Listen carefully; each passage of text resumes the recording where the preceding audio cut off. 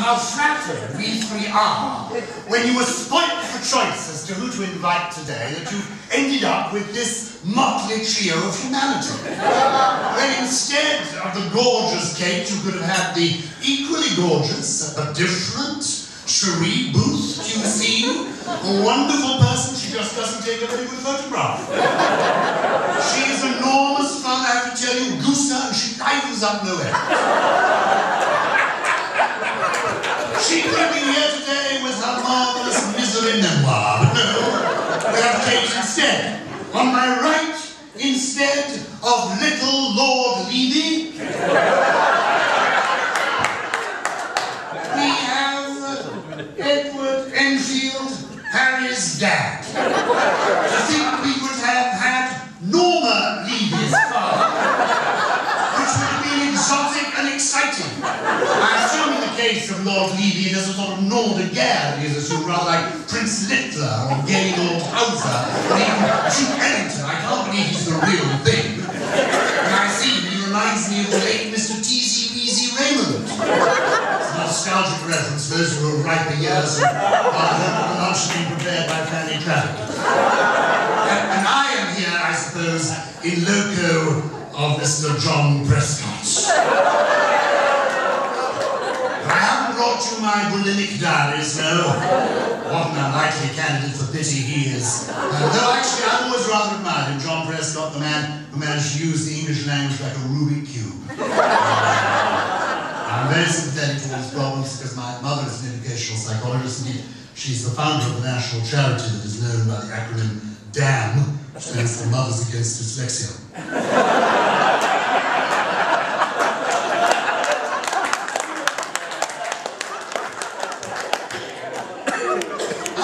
Shocked by all these Labour people coming out of the woodwork and sort of doing in their new leader, because I was an MP and I tried to be loyal. I was a Conservative MP, but I was a loyal member of Parliament. I mean, when John Major became the leader of my party, to show my loyalty, overnight I went grey. That's the kind of instinctive, visceral loyalty I showed. And a few years later, when William Hague became the leader of my party, yes, again, overnight, to show my loyalty, I began to go bald. I was only grateful that Aaron Whitcomb did not succeed in that election.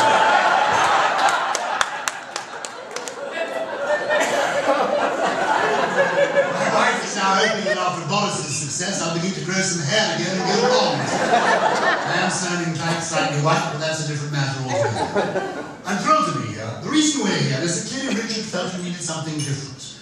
And what I'm bringing you is a traditional Victorian murder mystery. For me, a soothing afternoon is one spent, well, they say so, Kate, an afternoon like, and apparently an afternoon like this, spent with the beautiful people, you know, eating with the beautiful people, drinking with the beautiful people, sleeping with a clear conscience in front of Countdown. And then waking up and reading a murder mystery. A murder mystery. For me, reading a murder mystery, I want snow falling directly outside the window, gambling in a carpet. I want the Labrador snoring gently by the fire that's crackling and burning. I want a silver salver which is opened and reveals toasted tea cakes, proper tea cakes, oozing with cholesterol-free butter.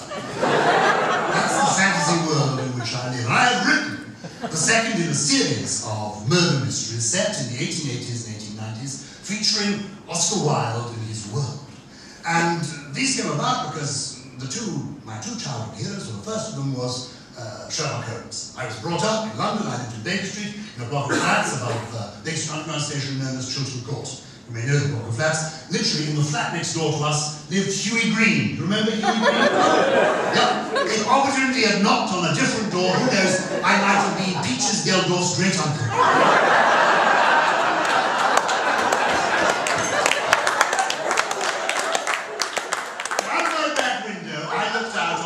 Famous address in all literature, 221B Baker Street. But I was sent away from Baker Street to boarding school. I went to a school called Bedales. Kate and I had that in common, we were battalions, and where my best friend was a young actor, then aged 12 years of age, called Simon Goodell, no longer with us sadly. And he, Simon, played Sherlock Holmes in a play that I'd written called A Study in Sherlock when he was 12, and he was definitive. I have to tell you, we know that Jeremy Brett was superb, but Simon Goodell, aged 12, smoking that little pipe, was to me absolutely different. But at this school, Bedales, on a Wednesday afternoon, I was sent down to the cottage in the grounds where lived the founder of the school, a man called John Batley. And I discovered, when I played Scrabble with this old boy, he was born in 1863 and died in 1965, aged 102. I met him when he was 97 years of age. I discovered that this old boy had been a friend of Oscar Wilde. So I knew a friend of Oscar Wilde's. And because, when I was quite young, and this man was very old, he told me about Oscar Wilde. But because I was only 13 years of age, he didn't feel able to talk to me about the great scandal. I knew myself, even when I was 13, that something had befallen Oscar Wilde, but I didn't quite know why he'd been imprisoned in 1895, and this old boy didn't tell me. He simply gave me a picture of the most amazing, amusing, delightful, and brilliant person. One of the intriguing things I think about Oscar Wilde now is that we see him through the prism of his downfall. He is weighed down, Oscar Wilde, by that huge monolithic memorial to him at Père Lachaise Cemetery.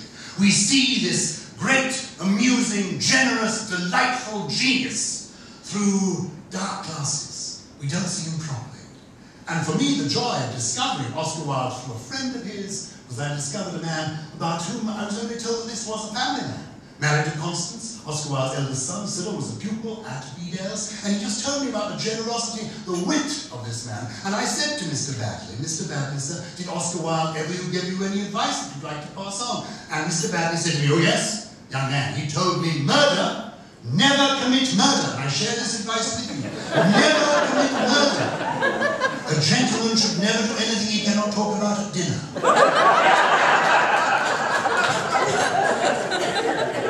And so when I came to decide to write a series of murder mysteries, traditional murder mysteries, in the world that Kate has described so brilliantly, I wanted to be where I wanted to be. I know you people have, I wasn't a member of Parliament until 1997. I'm no longer a member of Parliament, of course, because the people spoke. In my case, they spoke in no uncertain terms. But I spent the last 10 years, while you have been enjoying Mr. Blair and Mr. Brown's Britain, I've been in Mr. Disraeli's Britain, Mr. Gladstone's Britain.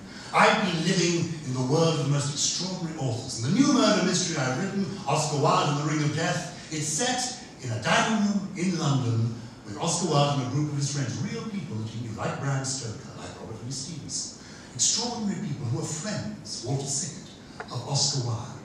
And curiously, I checked today's date, it's the 13th of May. And I have to tell you that on the 13th of May, in 1884, Oscar Wilde sat down at a London club to dinner with 6 other writers. And I just want to tell you who these people were. Because there must have been something in the London fog in that time that inspired this generation of writers. At the top of the table was Oscar Wilde, sitting next to who created, of course, the myth that is Oscar Wilde, as well as that extraordinary portrait in the attic. Next to him is his friend, Arthur Conan Doyle. They were friends. That's the inspiration for my series of novels. Who created Sherlock Holmes? Next to him is Willie Hornum, the brother-in-law of Arthur Conan Doyle, who created Raffles, the gentleman cracksman. Next to him, in this circle of people on the 13th of May in 1884, is sitting, who is it? It's next to him is Robert Louis Stevenson, who created Dr. Jekyll and Mr. Hyde. Sitting next to him is Bram Stoker, there at Oscar's invitation because he is the general manager for Sir Henry Irving across the Lyceum Theatre. He's been invited because Conan Doyle is hoping that Irving will consider playing Sherlock Holmes. That's why he's there. But of course, Bram Stoker is the man who later creates Dracula. And so we've got all these people sitting together. It's extraordinary. And who is sitting next to Oscar Wilde? You've had the man who creates Oscar Wilde. You've had the man who created Sherlock Holmes. You've had the man who created Raffles. The man who created Dr. Jekyll and Mr. Hyde. Then the man who creates Dracula. And there's a young man, of course, sitting next to Oscar, the young Jeremy Barry. 6 men in one dining room, just 110 or so years ago. What was there in the atmosphere of London at that time? What I've tried to do in my series of murder mysteries is evoke that age and take you and Oscar Wilde and Conan Doyle through the streets of London, exploring that golden, brilliant, mysterious world with a flawed genius, because that is exactly what Oscar Wilde